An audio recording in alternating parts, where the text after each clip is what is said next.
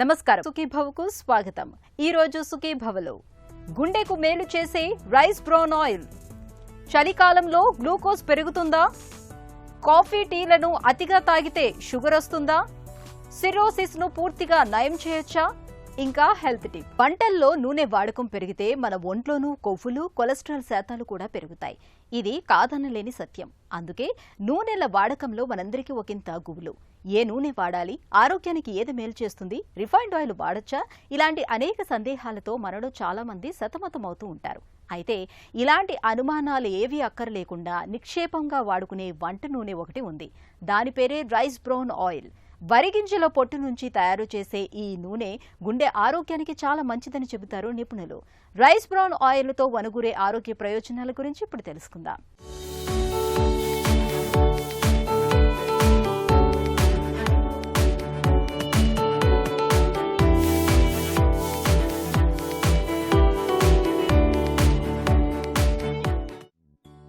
నూనె లేకుండా కూరలు వినడానికి బానే ఉంటాయి, తినడానికి కాస్త ఇబ్బందిగా ఉంటుంది. అసలు నూనె లేకుండా ఎలా తినలేమో, నూనె ఎక్కువైనా తినలేం. ఎవరి అలవాట్లను బట్టి వాళ్ళు కూరల్లో నూనె వేస్తుంటారు. మారిన జీవనశైలి, ఆహారపు అలవాట్ల కారణంగా వంటల్లో నూనె ఎంత తక్కువ వాడితే అంత మంచిది. నూనె వాడకం ఎక్కువైతే మన శరీరంలో కొవ్వు కూడా నేనున్నానంటూ పొరలు పొరలుగా పేరుకుపోతుంది. దీంతో కొలెస్ట్రాల్ ఎక్కువైపోయి చివరికి గుండె జబ్బుల తాకిడి పెరుగుతుంది. అందుకే డాక్టర్లు కూడా వంట నూనెల్ని సాధ్యమైనంత తక్కువగా వాడమని, ముఖ్యంగా కొవ్వు శాతం తక్కువగా ఉండే వంట నూనెల్ని వాడండి సలహా ఇస్తుంటారు. కానీ మార్కెట్లలో లభించే అనేక రకాల వంట నూనెలో ఏది మంచిది, ఎలాంటి నూనెను ఎంచుకోవాలన్నది మనలో చాలా మందికి పెద్ద సమస్యగా మారుతుంటుంది. ఇలాంటప్పుడు మరో మాట లేకుండా నిస్సందేహంగా రైస్ బ్రౌన్ ఆయిల్ని మనం ఎంచుకోవచ్చు. రైస్ బ్రాన్ అంటే ప్యాడీని తీసుకొచ్చి దాన్నేమో మరపెట్టి ఆ పైన ఉన్న తౌడులాగా పైన తీసేసి అందులో ఏంటంటే చివర ఒక జర్మ్ పోర్షన్ అని ఉంటుంది. అంటే ఆ గింజ పెరగడానికి కావాల్సిన ఒక దీని కింద ఉంటుంది, జర్మ్ పోర్షన్ అంటారు. అది మనం బియ్యం మరపెట్టినప్పుడు అది పైన ఉన్న పొట్టుతో పాటు బయటకు వచ్చేయడం వలన అందులో కావాల్సిన నూనె అందులో ఉండిపోవడం వలన మనం ఆ తౌడుని ఇచ్చేసినా మనకు రైస్ బ్రాన్ ఆయిల్ వస్తుంది. ఎందుకంటే తౌడు నుంచి తీసే నూనెని కాబట్టి రైస్ బ్రాన్ ఆయిల్ అని చెప్పి అంటారనమాట. ఇప్పుడు మనకు మిగిలిన బియ్యంలో ఏంటంటే ఒక చిన్న ముక్క తిప్పుకొని ఉంటుంది. అదేంటి చెట్టు పెరిగే యొక్క దాన్ని ఎంబ్రియో అంటారు.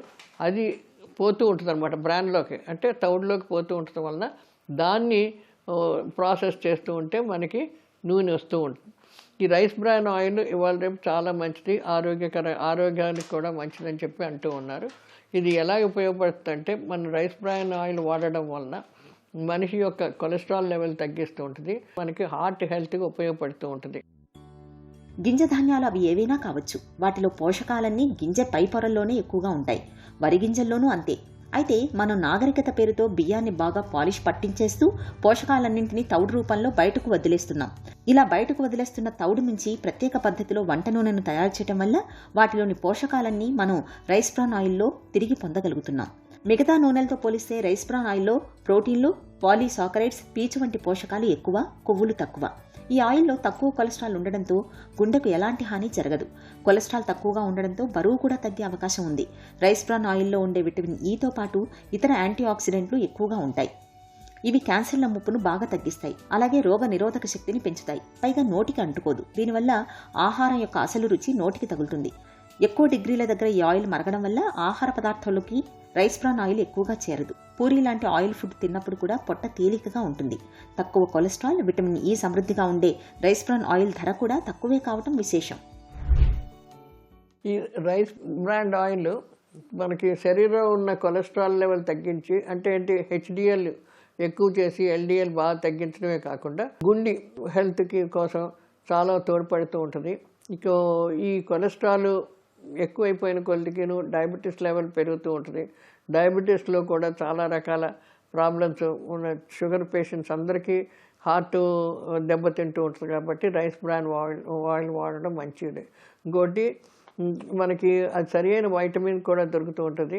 కానీ చిన్నపిల్లలు ఏంటి, పెద్దవాళ్ళు ఏంటి, అందరూ వాడుకుంటే మంచిది. యాంటీ ఆక్సిడెంట్స్ ఉంటాయి. శరీరానికి ఇతర జబ్బులు రానివ్వకుండా శరీరం యొక్క ఇమ్యూనిటీ ఏదైతే ఉందో దాన్ని పెంచుతూ ఆరోగ్యకరంగా ఉంచుతూ ఉంటుంది అనమాట. రైస్ బ్రాన్ ఆయిల్లోనూ కొన్ని వైటమిన్స్ ఉంటాయి, కొన్ని మినరల్స్ ఉంటాయి. ఇవన్నీ ఉండడం వలన ఇనుము ఉంటుంది, హెమోగ్లోబిన్ పెరగడానికి కొంచెం అది ఉపయోగపడుతూ ఉంటుంది. ఈ రైస్ బ్రాన్ ఆయిల్ రిఫైన్డ్ కాకుండా అన్రిఫైన్డ్ ఆయిల్ వాడుతూ ఉంటే మంచిదండి. రిఫైన్ చేయడంలో ఏమైపోతుందంటే అందులో ఉన్న కొన్ని విటమిన్లు అన్నీ నశించిపోతాయి, రంగు మార్చేస్తారు, దానివల్ల కొన్ని మార్పులు వస్తూ ఉంటాయి. అదే అన్రిఫైన్డ్ తీసుకుంటే శరీరానికి ఉపయోగపడుతూ ఉంటుంది. మన శరీరం అందులో ఉన్న వైటమిన్స్ మినరల్స్ ఏదైతే ఉన్నాయో ఆయన శరీరం ఈజీగా అబ్జర్వ్ చేసుకుంటుంది, డైజెస్ట్ చేస్తుంది. నువ్వు ఏవైనా సరే నూనెల మటుకు అన్రిఫైన్డ్ ఆయిల్స్ వాడుకోవడం చాలా మంచిది. రైస్ బ్రాన్ ఆయిల్ తౌడు నుంచి తయారయ్యే ఈ వంట నూనెను హార్ట్ ఫ్రెండ్లీ ఆయిల్గా పిలుస్తారు నిపుణులు. రైస్ బ్రాన్ ఆయిల్లో సంతృప్త అసంతృప్త కొవ్వు ఆమ్లాలు సమతుల్యంగా ఉండడం, ఒరైజినాల్ వంటి తక్కువ కొలెస్ట్రాల్ ఫ్యాక్టర్ ఉండడం వల్ల డాక్టర్లు ఇవాళ రైస్ బ్రాన్ ఆయిల్ని హార్ట్ ఫ్రెండ్లీ ఆయిల్గా పిలుస్తున్నారు. ఇప్పటికే గుండె జబ్బులతో బాధపడే వాళ్ళకి రైస్ బ్రాన్ ఆయిల్ నిజంగా ఒక వరమనే చెప్పుకోవాలి. మిగతా నూనెలతో పోలిస్తే rice bran oil smoke point కూడా తక్కువగా ఉండటం వల్ల ఫ్రైలు, డీప్ ఫ్రైలలో ఈ నూనెను నిశ్చింతగా వాడుకోవచ్చు. మన ఆరోగ్యం పూర్తిగా మనం తినే ఆహారం పైన, వాడే నూనెలపైన ఆధారపడి ఉంది. పెట్రోల్తో నడిచే వాహనంలో కెరసిన్ పోసి నడిపిస్తే ఎలా పాడవుతుందో అలాగే కల్తీ నూనెల్ని, చెడు ఆహారాల్ని తినటం వల్ల మన ఆరోగ్యం కూడా తొందరగా పాడైపోతుంది. మనం మన ఆరోగ్యాన్ని బేషుగా ఉంచుకోవడానికి మంచి సమతులాహారం తీసుకోవడంతో పాటు వంటల్లో రైస్ బ్రాన్ వంటి మేలైన ఆరోగ్యాన్నిచ్చే నూనెల్ని వాడుకోవడం అన్ని విధాలా మంచిది. కొన్ని రకాల వాతావరణ పరిస్థితులు కొన్ని రకాల జబ్బుల్ని మరింతగా ఉధృతం చేస్తూ ఉంటాయి. చలికాలంలో షుగర్ పెరగటం అలాంటిదే. క్రమం తప్పకుండా మందులు మింగుతున్నా, ఆహార వ్యాయామాల విషయంలో జాగ్రత్తలు తీసుకుంటూనే ఉన్నా కూడా రక్తంలో గ్లూకోజ్ శాతం ఎందుకు గాడి తప్పుతుందో తెలియక సతమతమవుతూ ఉంటారు. చలికాలంలో షుగర్ పెరగటానికి వాతావరణ పరిస్థితులకు తోడు వైరల్ ఇన్ఫెక్షన్లు, ఇమ్యూనిటీ తగ్గటం ఇలా చాలా కారణాలే ఉంటాయని చెబుతారు నిపుణులు. ఈ నేపథ్యంలో చలికాలంలో రక్తంలో గ్లూకోజ్ పెరగటానికి కారణాలు, పరిష్కార మార్గాల గురించి ఇప్పుడు తెలుసుకుందాం.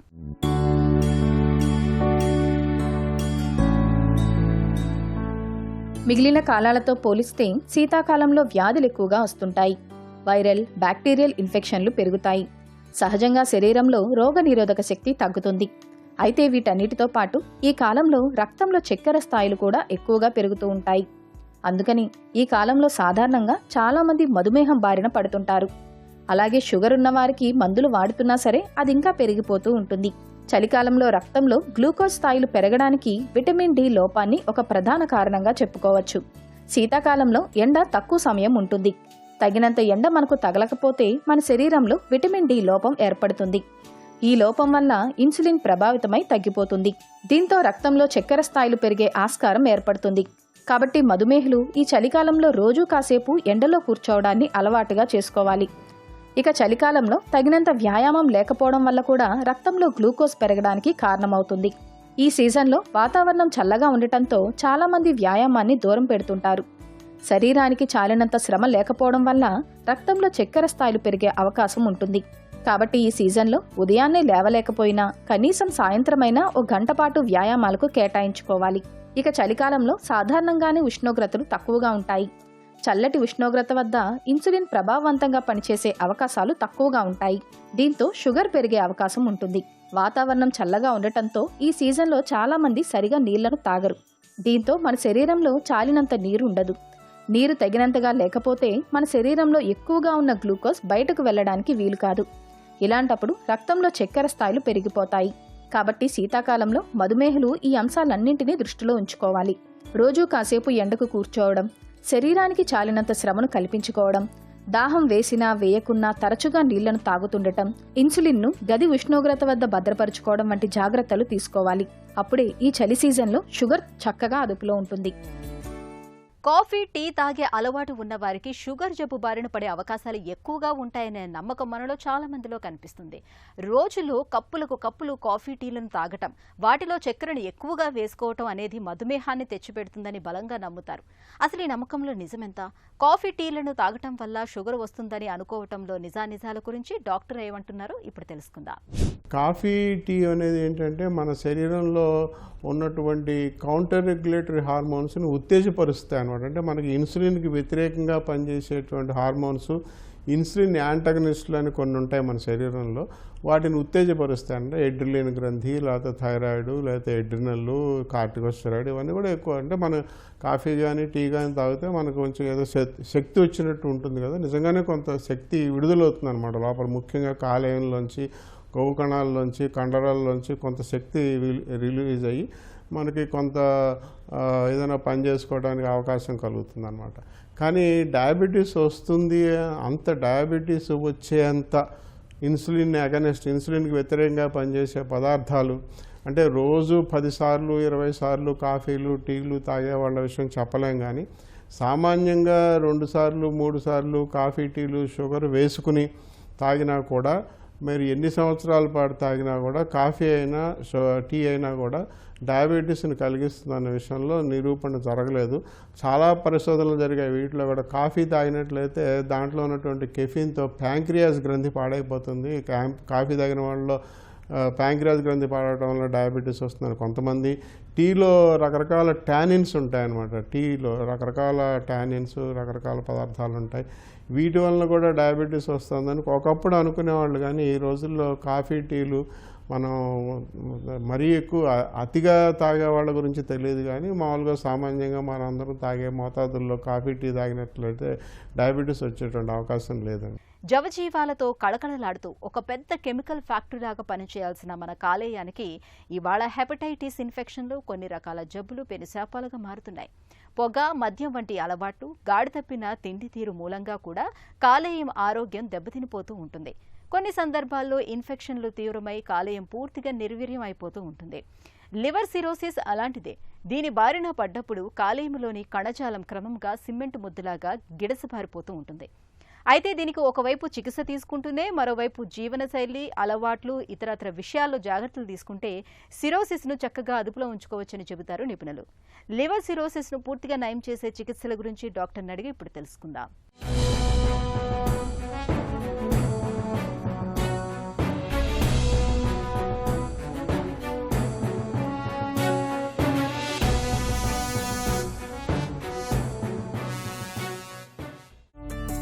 లివర్ సిరోసిస్ అంటే ఏంటి? రకరకాల కారణాల వల్ల లివరు మెత్తగా దూది పింజంలాగా ఉండే లివరు కుచించుకుపోయి గట్టిగా రాయిలాగా అయిపోవటాన్ని సిరోసిస్ ఆఫ్ లివర్ అంటం జరుగుతుంది. ఇలా జరుగుతున్న ప్రక్రియలో లివర్ చేయాల్సిన ఫంక్షనాలిటీ నెమ్మదిగా తగ్గిపోవటం, సో లివర్ ఫంక్షన్ తగ్గిపోవటం, లివర్ గట్టిగా రాయిలాగా అయిపోవటాన్ని సిరోసిస్ ఆఫ్ లివర్ అంటాము. రకరకాల కారణాల వల్ల ఇలా జరిగే అవకాశం ఉంటుంది. అందులో ముఖ్యంగా మనం మాట్లాడుకుంటే మద్యపానం అధికంగా చేసేవాళ్ళు, ఆల్కహాల్ వల్ల, ఈ మధ్యకాలంలో fatty liver, non alcoholic fatty liver disease వల్ల ఈ సిరోసిస్ ఆఫ్ లివర్ని చూస్తాం జరుగుతుంది. హెపటైటిస్ బి, హెపటైటిస్ సి దీర్ఘకాలికంగా ఉన్న వాళ్ళల్లో కూడా మనం ఈ సిరోసిస్ ఆఫ్ లివర్ చూస్తాం జరుగుతుంది. అరుదైన కారణాలు ఆటోఇమ్యూన్ లివర్ డిసీజు, ఇలా రకరకాల కారణాల వల్ల కూడా లివర్కి సిరోసిస్ వచ్చే అవకాశం ఉంటుంది. సిరోసిస్ను నయం చేయటం సాధ్యం కాదనే వాదన సరైందేనా? బేసికలీ సిరోసిస్ ఆఫ్ లివర్ అనేది మనం అర్లీగా డయాగ్నోస్ చేసుకోగలిగితే లివర్ సిరోసిస్ వచ్చిన వాళ్ళకే యావరేజ్ లైఫ్ స్పాన్ 9 నుంచి 12 సంవత్సరాలు వితౌట్ లివర్ ట్రాన్స్ప్లాంటేషన్ ఉండే అవకాశం ఉంటుంది. కానీ అన్ఫార్చునేట్ థింగ్ ఏంటి అంటే అర్లీ స్టేజెస్లో లివర్ సిరోసిస్ని డయాగ్నోస్ చేస్తాం అనేది చాలా కష్టమైంది. జనరల్గా ఆ టైంలో సిమ్టమ్స్ ఉండవు కాబట్టి మెడికల్ అటెన్షన్కి రాకుండా ఉండే అవకాశం ఎక్కువగా ఉంటుంది. కానీ సటిల్ సైన్స్, దీర్ఘకాలికంగా ఆల్కహాల్ మద్యపానం చేసేవాళ్ళు, లేకపోతే డయాబెటీస్ అన్కంట్రోల్డ్గా మోర్ దాన్ 5 సంవత్సరాలు ఉన్నవాళ్ళు, బాగా లావుగా ఉండేవాళ్ళు, ఇంతకుముందు ఈ హెపటైటిస్ బి, హెపటైటిస్ సి గురించి ఏమన్నా ఆల్రెడీ ఉన్నవాళ్ళు, ఇలాంటి వాళ్ళు ఎక్కువ రిస్క్ లివర్ సిరోసిస్కి వెళ్ళే అవకాశం ఉంటుంది. కాబట్టి వీళ్ళు అర్లీ స్టేజెస్లో కనుక టెస్టులు చేయించుకుంటే మనం లివర్ కంప్లీట్గా సిరోసిస్లోకి వెళ్ళకముందు, లేకపోతే వెరీ ఎర్లీ స్టేజ్ ఆఫ్ సిరోసిస్లో దీన్ని కనిపెట్టుకునే అవకాశం చాలా ఎక్కువగా ఉంటుంది. లివర్ సిరోసిస్ను పూర్తిగా నయం చేయొచ్చా? అన్ఫార్చునేట్ థింగ్ ఏంటి అంటే డీకాంపెన్సేషన్, అంటే లివర్ సిరోసిస్ వచ్చిన తర్వాత 3-4 సంవత్సరాల తర్వాత ఈ సిమ్టమ్స్ అంటే కాళ్ళల్లో వాపు రావటము, కడుపులో నీరు చేరుకోవటం, రక్తవాంతులు అవుతాం, విరోచనం నల్లగా అవుతాం, ఇవన్నీ ఒకసారి కాంప్లికేషన్స్ వచ్చిన తర్వాత most of the time liver సిరోసిస్ని డయాగ్నోస్ చేస్తాం జరుగుతుంది. సో ఇలా ఒక్కసారి ప్రాబ్లం స్టార్ట్ అయిన తర్వాత దీన్ని డీకాంపెన్సేటెడ్ సిరోసిస్ అంటాం. ఈ డీకాంపెన్సేటెడ్ సిరోసిస్ వచ్చిన తర్వాత లైఫ్ స్పాను 3 నుంచి 4 సంవత్సరాల లోపు తగ్గిపోయే అవకాశం ఉంటుంది. సో అందుకని మనం జనరల్గా సిరోసిస్ ఆఫ్ లివర్ని చాలా end stage of liver disease అని మాట్లాడుకుంటాం జరుగుతుంది. కానీ అర్లీ స్టేజ్లో కనుక మనం లివర్ డిసీజ్ని డయాగ్నోస్ చేసుకోగలిగితే సిరోసిస్ రాకముందే ఫైబ్రోసిస్ అనే స్టేజ్, ఈ స్టేజ్లో కనుక లేకపోతే అర్లీ సిరోసిస్, వెల్ కాంపెన్సేటెడ్ సిరోసిస్లో కనుక మనం డయాగ్నోస్ చేసుకోగలిగితే ఈ కారణాన్ని మనం తెలుసుకుని ఈ కారణాన్ని మనం ట్రీట్ చేస్తే సిరోసిస్ని అక్కడితో ఆపే అవకాశము, రివర్స్ చేసే అవకాశం కూడా ఉంటుంది. సిరోసిస్ను నయం చేయటంలో ఏ ఏ అంశాలను పరిగణలోకి తీసుకుంటారు? ముఖ్యంగా మనకి ఆల్రెడీ ప్రూవెన్ కేసెస్ ఏంటి అంటే, అరుదుగా cirrhosis of liver chronic Budd Chiari syndrome అంటారు. బడ్చియారి సిండ్రోమ్ అనగానే లివర్లో నుంచి ఒక రక్తనాళం, హెపాటిక్ వీన్, ఇది ఐవీసీలోకి వెళ్తుంది. ఈ రక్తనాళంని బ్లాక్ అయినప్పుడు బడ్చియారి సిండ్రోమ్ అంటారు. దానివల్ల లివర్కి సిరోసిస్ వచ్చే అవకాశం ఉంటుంది. సో కంప్లీట్గా బయాప్సీ చేసి కూడా లివర్ సిరోసిస్ అని మనం డయాగ్నోస్ చేసిన తర్వాత ఈ బడ్చియారి సిండ్రోమ్లో ఎప్పుడైతే ఈ రక్తనాళం యొక్క అడ్డంకిని మనం తొలగిస్తే లివరు కంప్లీట్గా నార్మల్సీకి వస్తాం, మళ్ళీ లివర్ బయాప్సీ చేసుకుని లివర్ నార్మల్ అయిపోతాం అనేది మనం ఆల్రెడీ ప్రూవ్ చేసిన విషయం. సెకండరీ బిలియరీ సిరోసిస్ అని బైల్ డక్ట్కి దీర్ఘకాలికంగా అబ్స్ట్రక్షన్ ఉన్నప్పుడు సిరోసిస్ ఆఫ్ లివర్ వచ్చే అవకాశం ఉంటుంది. ఈ బైల్ డక్ట్ యొక్క అబ్స్ట్రక్షన్ని మనం తొలగించగలిగితే ఈ సిరోసిస్ మళ్ళీ రివర్స్ అయిపోయి నార్మల్ లివర్కి రావటం మనం గమనించడం జరిగింది. లివర్ సిరోసిస్ను పూర్తిగా నయం చేసే చికిత్సలు ఎలా ఉంటాయి? ఆల్కహాల్ రెగ్యులర్గా తీసుకునే వాళ్ళకి కంప్లీట్గా ఆల్కహాల్ ఆపేయిస్తాం. కొన్ని రకాల మందులు లివర్ రీజనరేషన్కి మనం ఇచ్చి దాన్ని తగ్గించే అవకాశం ఉంటుంది. అలాగే non alcoholic fatty liver disease, ఈ నాన్ ఆల్కహాలిక్ ఫ్యాటీ లివర్ డిసీజ్లో లైఫ్ స్టైల్ మాడిఫికేషన్, ఆహారంలో మార్పులు, అధికంగా షుగర్ ఉంటే షుగర్ని కంట్రోల్ చేసుకుంటాం, బరువు అధికంగా ఉంటే బరువు తగ్గించుకుంటాం, అండ్ కొన్ని రకాల కొత్త కొత్త మెడిసిన్స్ అవైలబుల్గా ఉన్నాయి. ఈ ఫైబ్రోసిస్ని రివర్స్ చేసే మెడిసిన్స్ ఇప్పుడు అవైలబుల్గా ఉన్నాయి. ఇవన్నీ కలిపి చేస్తే ఈ సిరోసిస్ ఆఫ్ లివర్ రివర్స్ అయ్యే అవకాశం వీళ్ళల్లో ఉంటుంది. అలాగే హెపటైటిస్ బి ఉన్న వాళ్ళలో సిరోసిస్ వస్తే హెపటైటిస్ బి మాత్రలు, యాంటీవైరల్ ట్యాబ్లెట్స్, హెపటైటిస్ సి ఉన్న వాళ్ళకి యాంటీవైరల్ ట్యాబ్లెట్స్ ఇస్తే రివర్స్ అయ్యే అవకాశం. సో ప్రతి ఒక్కరికి ఒకటే ట్యాబ్లెట్ ఉండదు, కారణాన్ని బట్టి వాళ్ళకి ట్రీట్మెంట్ ఇవ్వడం జరుగుతుంది.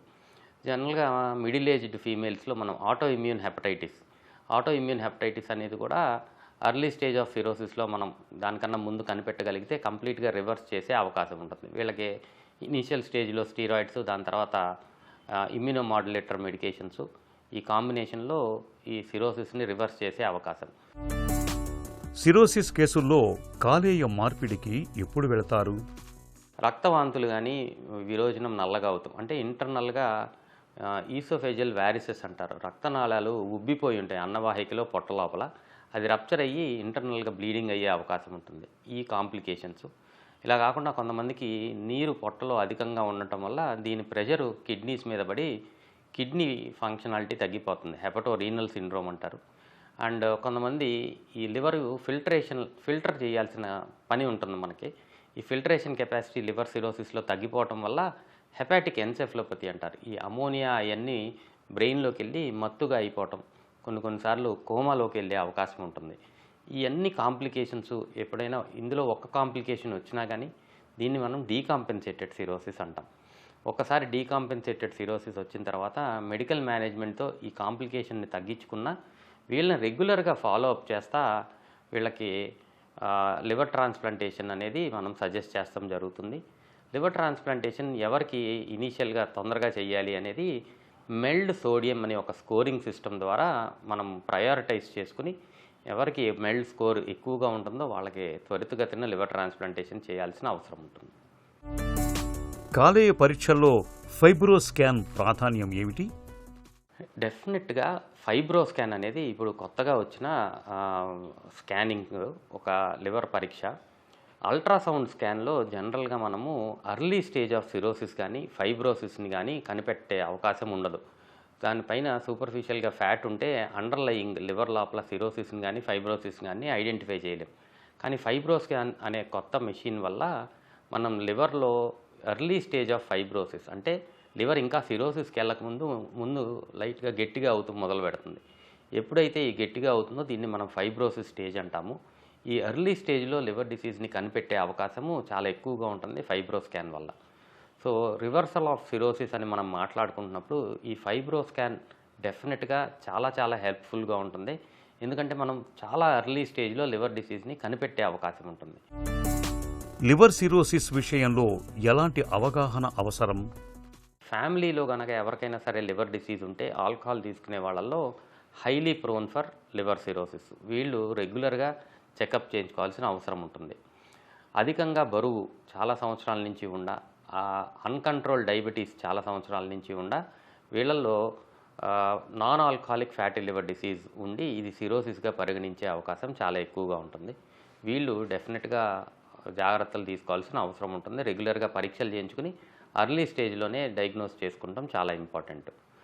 ఇంతకుముందు ఏ కారణం చేతైనా సరే ఆపరేషన్స్ జరిగిన వాళ్ళలో హెపటైటిస్ బి, హెపటైటిస్ సి వచ్చే అవకాశం చాలా ఎక్కువగా ఉంటుంది. కాబట్టి ఈ హెపటైటిస్ బి, హెపటైటిస్ సి ఫ్యామిలీలో ఉన్న పేషెంట్కి వీళ్ళు రెగ్యులర్గా లివర్ పరీక్షలు చేయించుకుని సిరోసిస్కి దారి తీయకుండా జాగ్రత్తలు తీసుకోవాల్సిన అవసరం ఉంటుంది.